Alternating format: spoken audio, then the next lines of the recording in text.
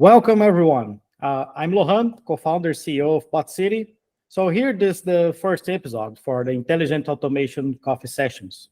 The goal here is to talk with experts in the industry so they can share in an informal way, drinking a coffee or water or anything you want, to share some cases about intelligent automation, hyper automation, and really give powerful insights for everyone that wants to be on the top of the trends in intelligent automation. So here today, I'm here with Elias Rodrigues. He's a project manager for intelligent automation and hyper automation at Andrade Gutierrez. Andrade Gutierrez is a construction company, a multinational one, with more than 1,000 projects on construction deployed around the world. And here today, we're going to talk about their journey when they migrated their operations from low code to Python RPA using BotCity. The company arrived in a situation that we started to see like, okay, so we have our process, we have our manpower, but we need to optimize this. We need to increase productivity, reduce errors, and like it or not, like as much as you have like multiple repetitive processes that run in your company, if you have them depending on a human being, that's an issue, because that will increase time consumption. You're going to spend more time doing it. You're going to increase errors. During the time that we had Blue Prism here, we were working, creating the process, and was following through as expected. But after like a year or so, we started to see like issues. Start with small issues here and there, and instabilities here, and this was missing, this was not being able to run or to do. And then we started to go a bit like, okay, so let me just and build this that I need in Python. And at the time, we started to increase the amount of scripts in Python that we had. So we need to do this. Okay, so we're going to do this. This is not, we're not going to need a business user, or like we say in the automation of the citizen development. We won't need this person to do this, so we can build a script in Python that will do the job. So we set aside and start to build, and that kept growing and growing and growing. And then at one point, we just like, wait a second. We basically have the majority of our bots at the time were like, wait, the bots were just starting a script. Okay. Because we saw the improvement and the gains that we had. Like, okay, so why do I need to take a lot of time doing this inside the platform if I can just run a script and it will be faster? So at one point we noticed we were just using the tool, the Blue Prism itself, as an orchestrator.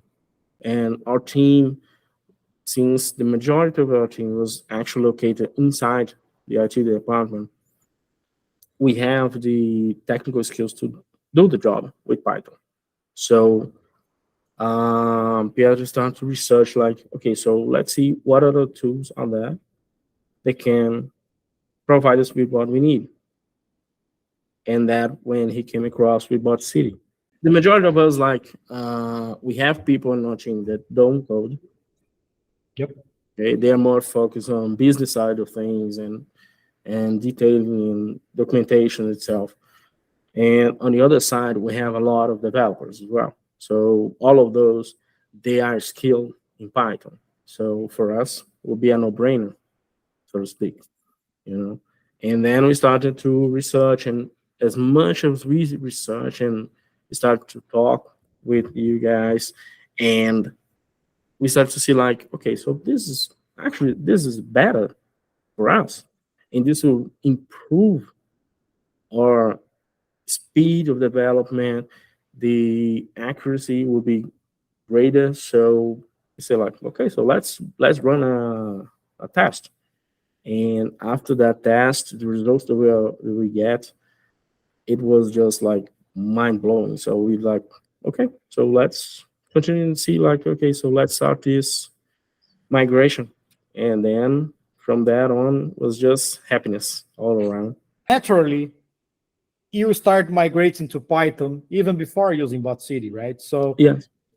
so you can say you could find different use cases so business people can focus on business issues and developers Yes. could build like the really complex automations.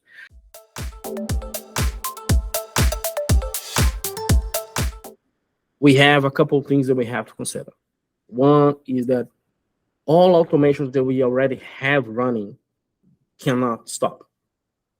We have to keep them running because we have like financial automations here. We have tax, accounting, other automations that actually implicate strictly directly to the construction sites all over the world. So we have to keep them running, and that cannot be a drawback at any moment. First, we started like, what would be the best? Better say, BotCity already has a template for the process that you guys already provide, right? That's a great one to start. Actually, that was one that we used to start our entire thinking on it. So say like, okay, so we have the tool here, but we need to have a more like a template for the process that we can actually follow, and that will be standard for all our bots. Because tomorrow, if I get like 4 or 5 new interns, I need to train them. I can train them to use our template, and they will follow straight to it. And if I don't keep those things in a standard manner, Yep. that will create a huge mess overall in the long run. About how much time did you take to migrate your operations here to BotCity, and how was this process from what you already have and to new ones? We started our adoption for BotCity more exactly in March of this year, 2023. Okay, and the numbers are going to basically say for itself. And that was the March month 3. But when we reach May the 5th, we already had 47 bots fully migrated.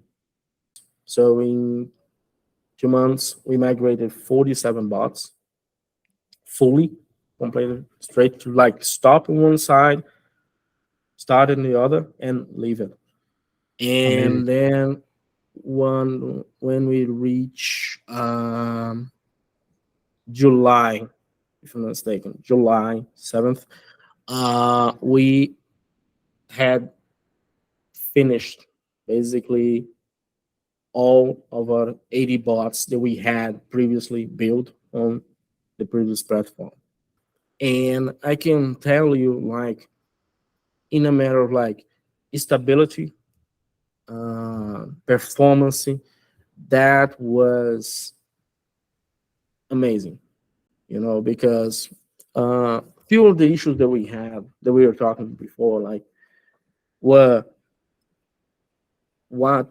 like, okay, so this platform is good, but what are the problems that we have? Like, we start to notice like the time that we were actually having to dedicate to watch over things, see how they were going, if they were going getting stuck or something, was not happening anymore. We were having like, sometimes like in the past, I usually took my computer home to like, okay, so if any problems arise, I have here and that's it. These days, like the majority of the time, I leave my computer in the company. Oh, that's Leave amazing. it at my desk. I leave it at my desk, go, and that's it. Wherever I go, I just, okay, so let me just check here. Open on my cell phone, like, okay, so all the bots are okay, it's fine. Oh no, this one is stuck, just cancel that. We'll wait, the others start to fill in the queue and start being processed, that's it. And once we start to bring more machines and more runners, into the mix, and that took into a whole new level. As you can see here, like from when we started, you always see like a constant increase in hours. Yep. Okay. Uh, but you always see like you have always like a gap and drop a bit and go up, and but always on that average of a curve to in hours.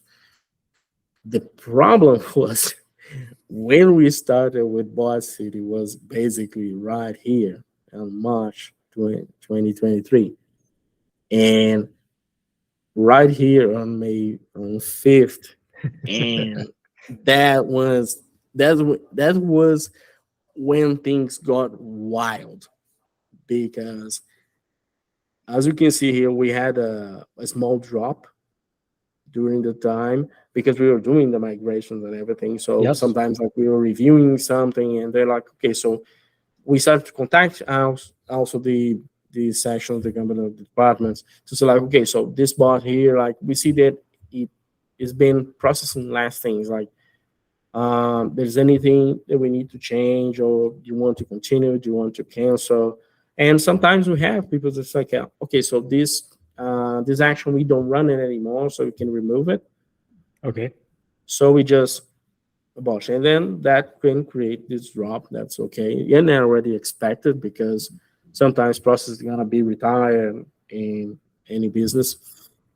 But then on May here, um, I have to tell you that even I gotta be like, yeah, something went wrong badly right now because this doesn't make any sense.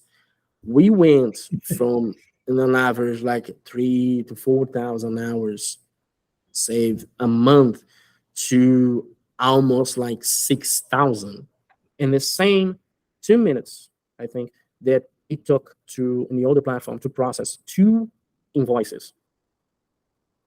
BotCity in Python processes, if I'm not mistaken, 45. You said about speed and performance of the automations. And I think one great KPI as well is the reduced hours from support on your side. So Yes.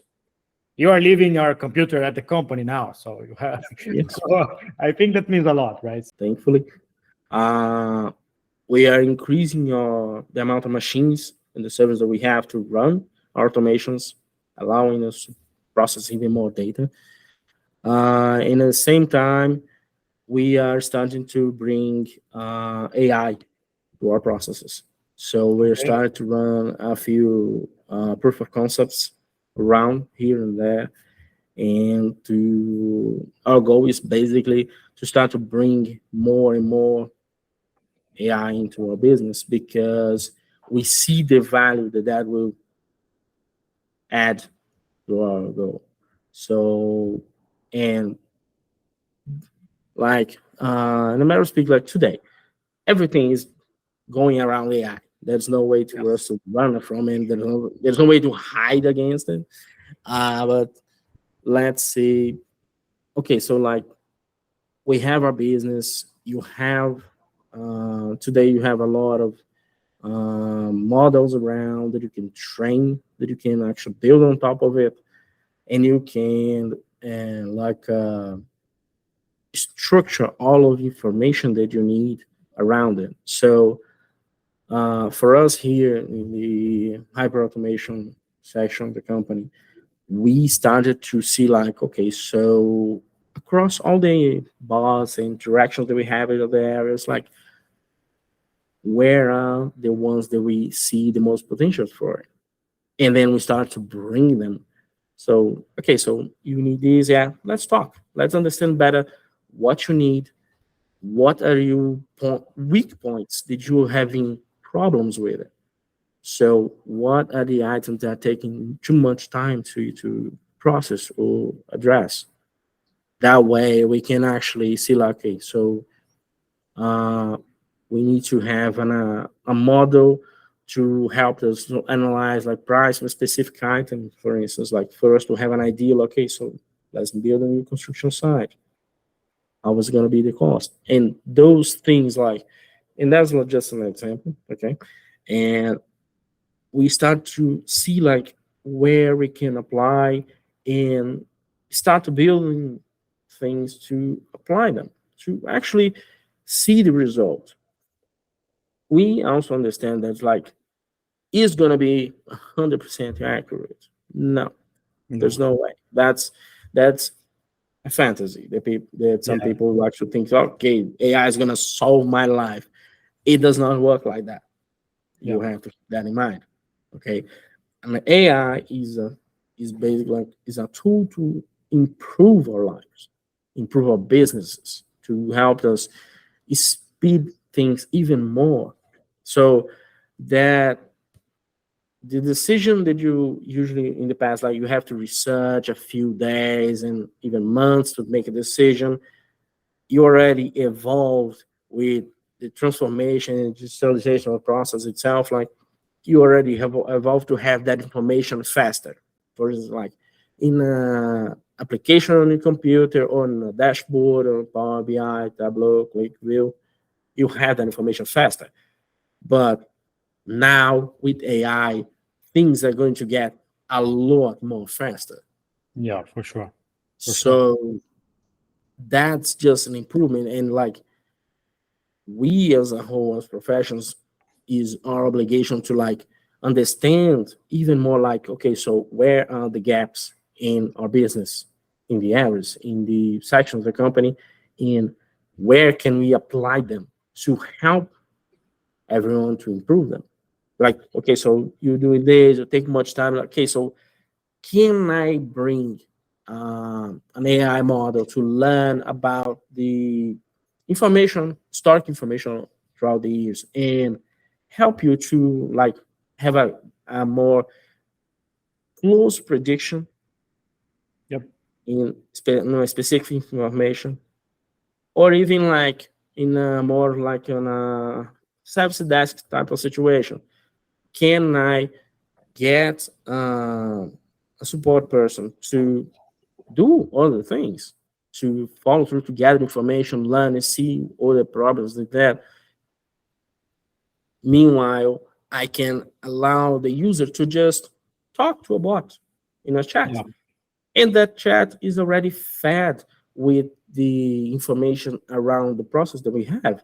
So that way the bot can actually, okay, so how can I reset my password? Okay, so you follow this process here, here, and there, and then Yeah. you start to remove that time consuming thing, increase your productivity, and use more like you how can I say this?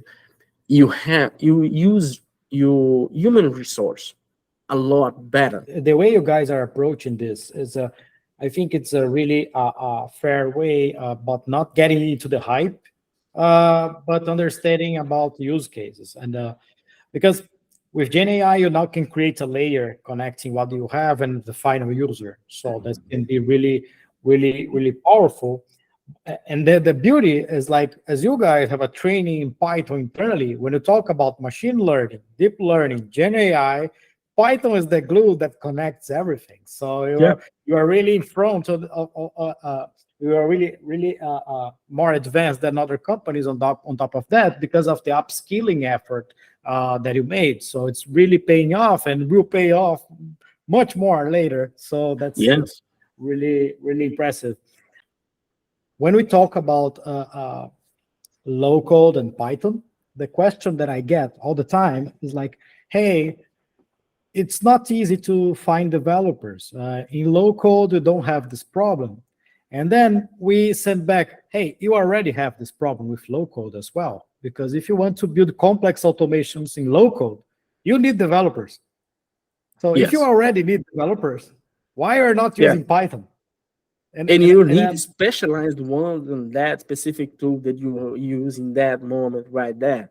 And then you start to get a problem because if at any point in the future you decide like uh, this is not working for me, I'm going to change my tool, you're stuck because the conversion for that, the migration structure that we're gonna have to do is gonna be it's not even a massive one. It's not gonna be a gigantic one because it's not gonna be easy or fast to do it. Yeah. Most of the people that are watching this, they are thinking about first coexisting low-code platforms with Python, then thinking about migration later. Maybe yes, maybe no, but they are looking to this team. So we are hearing everywhere now that Python is a new trend for the automation. So if you can give one final remarks to the audience with that, would be great. Well, let's see. What I would say is like today, in previous years, low code, no code started to grow a lot, and still growing. Okay, I don't deny that as a fact. I study and like them, and I support those type of tools. Like they are great. But one thing that we cannot deny is that as we go further down to 2023, and we already seen 2024 ahead, people inside companies, they are already getting used to Python, programming languages, others, programming logic. So they start to understand the details of it. For instance, like you're gonna build a Power BI dashboard. You can use Python. Now Microsoft introduced Python for Excel. You're gonna be able to use Python in Excel. So those areas are basically business users. So what the big ones are doing is like giving people like, okay, so if you learn this, you can get more out of these two. You already control and dominate. You are top of it. So, and with that, people are actually being like, okay, so I control Excel. I'm good. I do everything I need. But Microsoft now is allowing us to use Python. Let me check this out, and then start to learn because it's not a language hard to learn.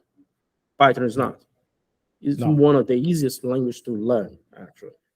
Yes. Because it's very straightforward.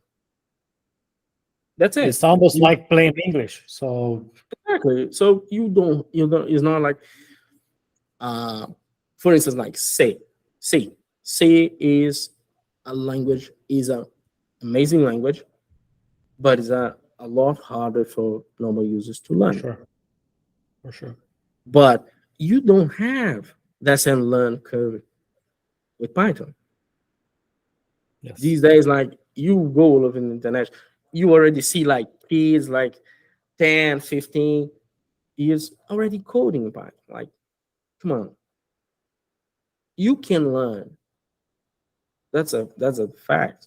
So as more as we progress into the future, that will be a reality. Programming language, being Python or not, okay, that will be a reality. So integration is a lot easier because you have APIs, you have connections, you have database internally and externally. You make everything is easier, and you do not depend on a specific connector or something built on a specific thing. It's basically Python. You have a gigantic community all over the world. Like, think of something that you want to build or something you want to interact. I will almost like guarantee you, if you look at that search, you're gonna find someone that already built a library for that. Unless it's a specific system that runs inside your company, just for you, it probably has already someone that already done it. Yeah.